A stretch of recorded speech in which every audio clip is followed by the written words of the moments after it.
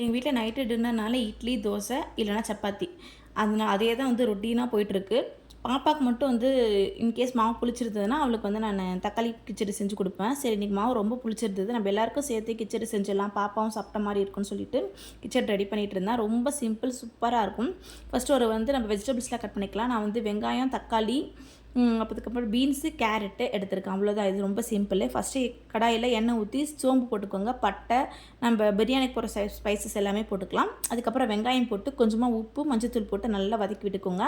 அது வதங்கினதுக்கப்புறமா பாப்பாவும் சாப்பிட போகிறேன்றதுனால ஒரே ஒரு பச்சை மிளகா தான் போட்டிருக்கேன். நீங்கள் உங்கள் பெரியவங்களுக்கு கொடுக்கறதா இருந்தால் உங்கள்கிட்ட 2-3 பச்சை மிளகா போட்டுக்கோங்க. இஞ்சி வந்து சின்ன சின்னதாக கட் பண்ணி போட்டுக்கோங்க.